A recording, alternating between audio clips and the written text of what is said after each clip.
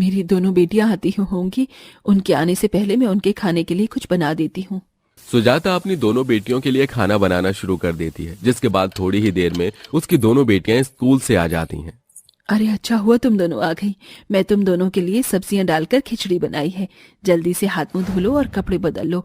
इतने में खिचड़ी को थोड़ा ठंडा करके तुम्हें परोसती हूँ। सुजाता की बातों को नजरअंदाज करके उसकी बड़ी बेटी रूबी सुजाता को गले से लगा लेती है। अरे माँ, आपको तो पता है मैं कितनी बड़ी खुशखबरी लेकर आई हूँ आपके लिए। खुशखबरी?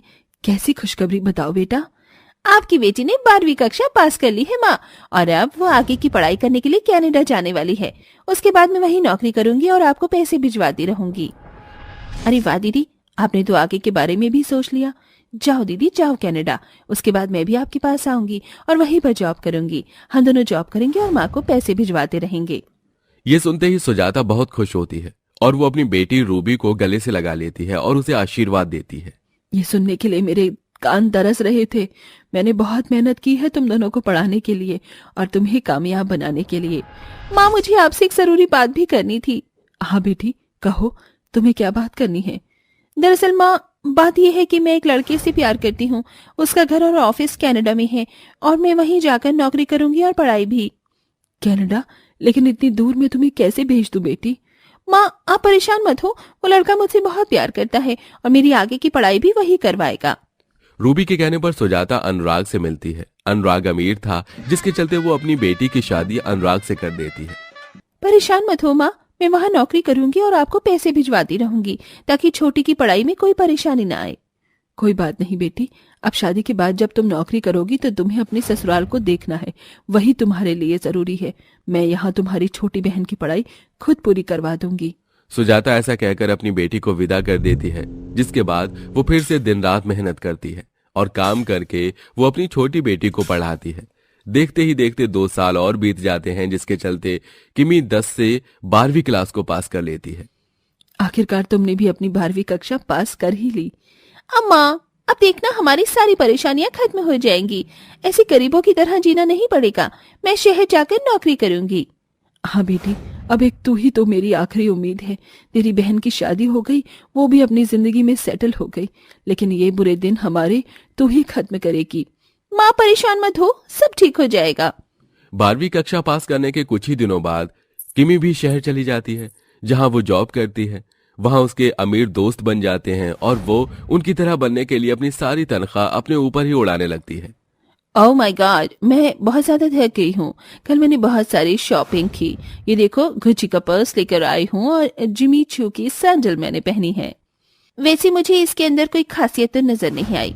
तुमने फिर इतने पैसे इसके ऊपर क्यों लगाए हैं? तुम जैसे गरीबों को क्या पता कि ब्रांड का मतलब क्या होता है। तुम्हें तो वो बाजारों की 100-200 रुपए वाले कपड़े ही पसंद आते हैं, या फिर तुम जैसे गरीब लोग सिरोजनी के कपड़े पहनकर खुश हो जाते हो।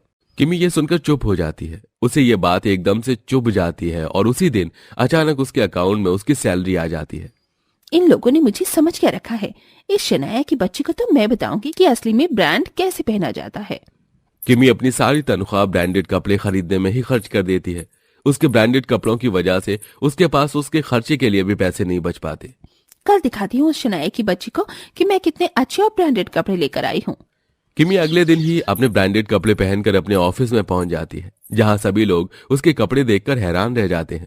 उसके ब्रांडेड कपड़े देखकर ऑफिस के सभी लोग उसी से बातें करने लगते हैं। वो सभी शनाया को नजरअंदाज कर देते हैं। इस प्रकार अब किमी के अमीर दोस्त बन जाते हैं, तो वहीं उसकी बड़ी बहन रूबी शादी के बाद बड़ी बड़ी ट्रिप पर जाने लगती है। देखो ना अनुराग, पिछली बार हम लोग लद्दाख गए थे और इस बार मुझे तुम्हारे साथ मनाली जाना है। बहुत ठंड है वहां पर, बर्फ गिर रही होगी। तो तुम्हें स्नोफॉल देखना है? कोई बात नहीं, मैं आज ही मनाली की ट्रिप का प्लान कर देता हूँ, फिर तुम आराम से स्नोफॉल देख लेना और बर्फ के गोले भी खाना। बहुत मजा आता है। अनुराग ऐसा कहने के बाद मनाली के ट्रिप को प्लान कर लेता है। इसी के चलते दोनों बहनें अपनी जिंदगी अपने तरीके से जी रही थी। उन्हें अपनी माँ के बारे में जरा भी ख्याल नहीं आता। उनकी बेचारी माँ ठंड में कपकपाते हुए फूलों की माला बेचकर अपना गुजारा कर रही होती है, लेकिन गांव में बर्फ गिरने की वजह से वो ये भी नहीं कर पाती। ऊपर से उसकी टूटी फूटी झोपड़ी जो घास फूस की बनी हुई थी, उसके अंदर ठंडी ठंडी हवाएं आती हैं और बर्फ भी गिरने लगती है। हे भगवान, कितनी ठंड है। ठंडी ठंडी हवाएं चल रही हैं। काश कि मेरी बेटियां वापस आ जाएं। पता नहीं कब आएंगी। उन्होंने तो एक बार जाने के बाद पलटकर देखा ही नहीं अपनी माँ को। इससे अच्छा तो भगवान तू मुझे बेटा ही दे देता। कम से कम बेटा मेरे पास तो रहता। क्या पता मेरा बेटा ही मेरी देखरेख अच्छे से कर लेता। सुजाता के होठ भी सुन्न पड़ जाते हैं और हाथ पैर ठंड के मारे बर्फ की तरह जम जाते हैं। वो आंगन में लकड़ियां लेने के लिए जाती है, लेकिन वहीं बेहोश हो जाती है। गांव के लोग उसे इस हालत में देखकर उसे घर के अंदर लेकर आते हैं, जहां डॉक्टर उसका चेकअप करते हैं। इन्होंने अपने जीने की उम्मीद छोड़ दी है। पता नहीं कब इन्हें क्या हो जाए। अगर इनकी आखिरी कोई ख्वाहिश है तो आप लोग हो सके तो पूरा कर दीजिए, ताकि मरने के बाद इनकी आत्मा को शांति मिले। गांव के सभी लोग डॉक्टर की यह बात सुनकर हैरान रह जाते हैं। डॉक्टर चेकअप करने के बाद वहां से चले जाते हैं, जिसके बाद गांव की औरतें एक दूसरे से बात करती हुई कहती हैं, बेचारी की आखिरी इच्छा और क्या ही हो सकती है। अपनी बेटियों को देख ले, यही इसकी आखिरी इच्छा होगी। गांव वालों, मैं तुम सभी के आगे हाथ जोड़ती हूँ। इस बेचारी की आखिरी इच्छा को पूरा करो, वरना ये ऐसे ही अधूरी इच्छाओं को लेकर भगवान को प्यारी हो जाएगी। ललिता के कहने पर गांव के सभी लोग सुजाता की बेटियों का पता निकालकर उन्हें उनकी मां की हालत के बारे में बताते हैं, जिसके बाद दोनों बेटियां शहर से और कनाडा से अपनी मां से मिलने गांव में आती हैं। जब वो दोनों अपनी मां की इतनी बुरी हालत देखती हैं तो उनके पैरों तले जमीन खिसक जाती है। दोनों बेटियां अपनी मां के सिराने बैठती हैं और कहती हैं, माँ, ये क्या हो गया आपको? माँ, आपने हमें एक बार भी अपने बारे में बताना जरूरी नहीं समझा? सुजाता अपनी बेटियों को देखकर कहती है, मेरी बेटियों, तुम दोनों यहाँ आ गई। मुझे तुम्हारा ही इंतजार था। तुम्हारी शक्ल देखने के लिए मेरी आंखें तरस रही थी। आओ जरा तुम्हारे सर को सीने से तो लगा लूं। बिस्तर पर लेटे हुए ही सुजाता अपनी दोनों बेटियों को अपने सीने से लगा लेती है, जिसके बाद वो उन्हें बहुत प्यार करती है। अपनी माँ का यह प्यार देखकर उन दोनों को अपनी गलती का पछतावा होता है। आपने हमारे लिए इतना संघर्ष किया, हमें पढ़ाया लिखाया, लेकिन अपने लिए कभी एक स्वेटर तक नहीं खरीदा और हमारी पढ़ाई में सारा पैसा लगा दिया। हमें कभी किसी चीज की कमी नहीं होने दी। हमें फर्श से अर्श तक पहुंचाया और हमने आपके लिए कभी कुछ नहीं किया। हाँ दीदी, बिल्कुल सही कह रही हैं आप। आपने अपने बारे में तो कभी सोचा ही नहीं, और हम इतनी बड़ी बेवकूफ बेटियां हैं जो अपना फायदा होते ही आपको छोड़कर यहाँ से चली गई। काश हमने आपके बारे में थोड़ा भी सोच लिया होता तो आज आपकी ये हालत न होती। मेरी प्यारी बेटियों, अपने आप को दोष मत दो। तुम तो मेरी फूल जैसी बेटियां हो। तुम अपनी जिंदगी अपने तरीके से जी रही हो। मुझे और क्या ही चाहिए था। तुम दोनों कामयाब हो गई हो, बस इसी बात की मुझे बहुत खुशी है। अपने जीवन में इसी प्रकार हंसी खुशी रहना।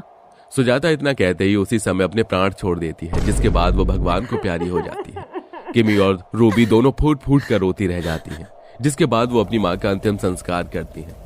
उन्हें अपनी माँ के आखिरी वक्त पर अपनी गलतियों का एहसास हो जाता है, जिसके बाद वो वापस शहर और कनाडा जाकर अपनी जिंदगी अपने तरीके से जीने लगती हैं।